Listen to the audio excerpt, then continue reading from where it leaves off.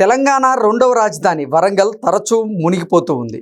మరోసారి మళ్ళీ మునిగిపోయింది. అది తీవ్ర వివాదాస్పదంగా మారింది. ఈ నేపథ్యంలోనే దానికి కారణం ఏంటి, అక్కడ పరిస్థితులు ఎలా ఉన్నాయి అనేది మనం పూర్తి స్థాయిలో విశ్లేషణ చేసుకుందాం.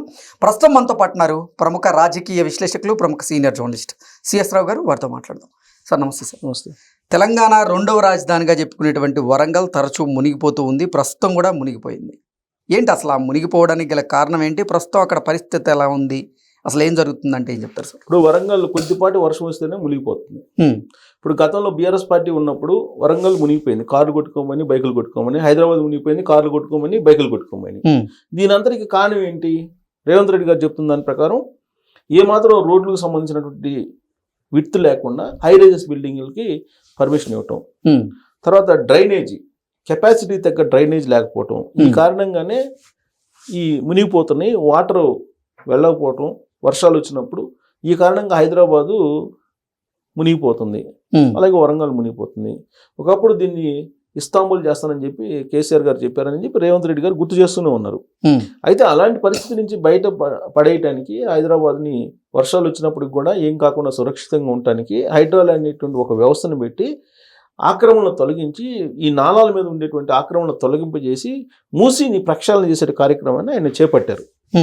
దాన్ని చేయకుండా ఇప్పుడు అడ్డుకుంటున్నారు ఎవరు? BRS party.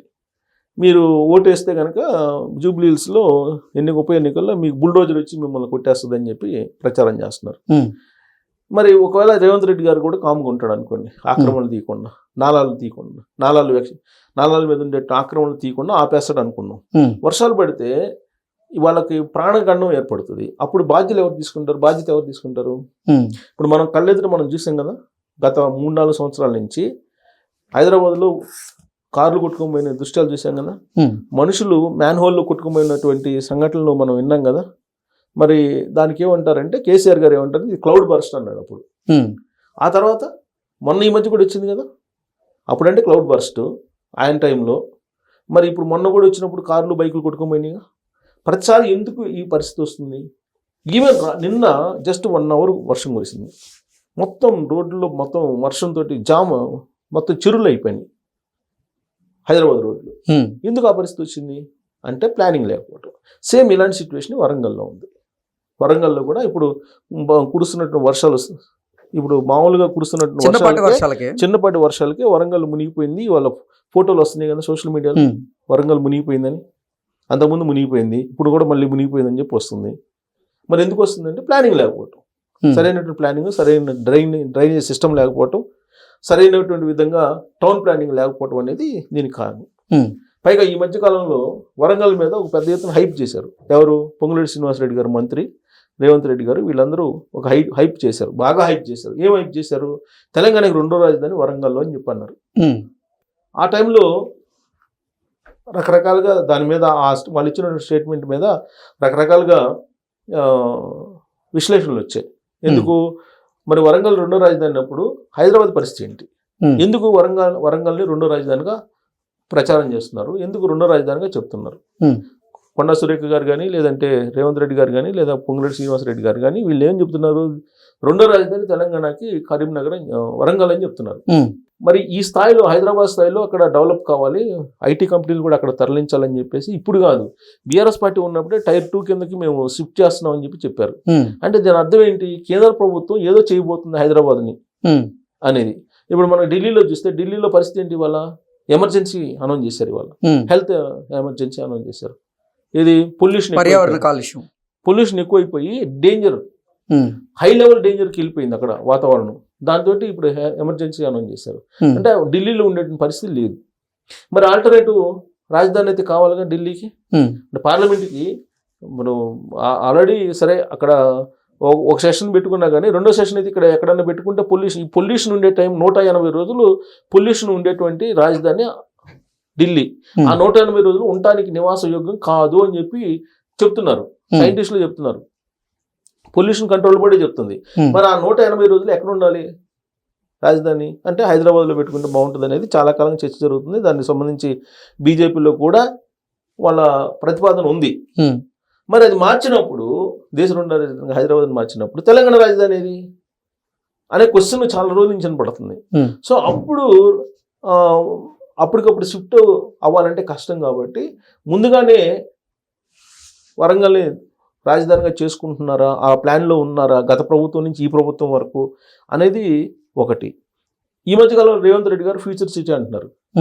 ఫ్యూచర్ సిటీ ఒకదాన్ని ఏర్పాటు చేసి దాన్ని అమరావతికి లింకప్ చేస్తానని చెప్పి అంటున్నారు. అసలు వీళ్ళ ప్లాన్ ఏంటి, అసలు ఫ్యూచర్ ప్లాన్ ఏంటి అనేది ఎవరికి అర్థం కావట్లా. ఇప్పుడు మనం ప్రత్యేక రాష్ట్రం వస్తుంది తెలంగాణ అని చెప్పి ఎప్పటి నుంచి చెబుతున్నారు? 2007 నుంచి జరుగుతుంది. ఇది అయ్యేది కాదు, పోయేది కాదు. గతంలో కూడా 69లో కూడా ఇలా జరిగింది, 72లో కూడా ఇలా జరిగింది, ఇది అయ్యేది కాదు అని చెప్పి అందరూ అనుకున్నారు. కానీ అది సుదీర్ఘంగా జరిగిన తర్వాత ఎట్టకేలకు ప్రత్యేక రాష్ట్రం ఇచ్చారు. ఇప్పుడు జరుగుతున్నటువంటిది ఏంటి అనేది ఫ్యూచర్ దృష్టిలో పెట్టుకునే చేస్తుంటారు. ఏది చేసినా కానీ, ప్రభుత్వాలు ఏది చేసినా కానీ ఫ్యూచర్ని దృష్టిలో పెట్టుకునే చేస్తుంటారు. మరి దేశ రెండో రాజధాని అనేది ఒక కాన్సెప్ట్ ఉంది, ఇది హైదరాబాద్ అనేది. ఇంకోటి ఏంటి, తెలంగాణకి రాజధాని ఏంటి అప్పుడు అనేది కూడా ఒకటి ఉంది. తెలంగాణ రాజధాని ఇప్పుడు వరంగల్ అవుతుందా అనేటువంటి విశ్లేషణకి అలాంటి భావం వచ్చేలాగా మంత్రులే కామెంట్ చేశారు, వ్యాఖ్యానించారు. మంత్రులే, ముఖ్యమంత్రి వర్యులు మంత్రులు వ్యాఖ్యానించారు. సో దానితో అనుగుణంగా దాని ఏర్పాట్లు చేయాలి. అక్కడ ఫండ్స్ కూడా రిలీజ్ చేశారు వరంగల్లో. కానీ ఈలోపు వర్షం వస్తే దాని పరిస్థితి ఏంటి, మునిగిపోతుంది. అంటే మరో హైదరాబాద్, వరంగల్ మరో హైదరాబాద్గా ఇప్పుడు మనకు కనిపిస్తుంది వర్షాలు వస్తే. సో అందుకే ఫ్యూచర్ సిటీ అంటున్నారు. బహుశా ఫ్యూచర్ సిటీ అనేది మరి తెలంగాణ రాజధాని చేస్తారా ఫ్యూచర్ సిటీని? ఓకే, ఇప్పుడు గ్రేటర్ హైదరాబాద్ అనేది వాళ్ళకి ఏదో ప్లాన్ ఉంది, కేంద్ర ప్రభుత్వం అనేది చాలా కాలం నుంచి వినిపిస్తుంది. అది ఎప్పుడు చేస్తారు, ఏ టైంలో చేస్తారు, ఎలా చేస్తారు అనేది తెలియదు. కానీ దేశ రెండో రాజధాని అనేది కన్ఫర్మ్. ఎక్కడ అది హైదరాబాద్లో ఉంటుందా లేకపోతే ఇంకోటి చోట ఉంటుందా అనేది పక్కన పెట్టేద్దాం. ఒకవేళ హైదరాబాద్ అయితే కనుక అప్పుడు ఖచ్చితంగా తెలంగాణ రాజధాని వేరే రాజధాని ఏంటి అనేది ఒక ప్రశ్న తలెత్తుతుంది. హైదరాబాద్ లేని తెలంగాణని ఎవరు చూడలేరు వాస్తవంగా. అంటే హైదరాబాద్ వేరు తెలంగాణ వేరు అనేది చాలా కాలంగా మళ్ళీ ఇంకొక వాదన కూడా ఉంది. ఇవన్నీ వస్తాయి రాబోయే రోజుల్లో. సరే, ఇవన్నీ ఎలా ఉన్నాయి కానీ ముందు వరంగల్ అంటే ఇక్కడ రేవంత్ రెడ్డి గారు మంత్రులు కూడా అసలు తెలంగాణ రెండవ రాజధాని వరంగల్లే అంటూ వాళ్ళు చెప్తున్న నేపథ్యంలో మరి వరంగల్ చిన్నపాటి వర్షానికి మునిగిపోవడం ఎలా చూడాలంటారు? అసలు అక్కడ ఏర్పాట్లనే చేయాలి కదా. అది చేసే కార్యక్రమంలోనే ఫండ్స్ రిలీజ్ చేశారు. కాకపోతే అది చేసే లోపల ఇప్పుడు వర్షాలకి మునిగిపోతుంది. అది గతంలో వీళ్ళేమో రాష్ట్ర రెండో రాజధాని అన్నారు.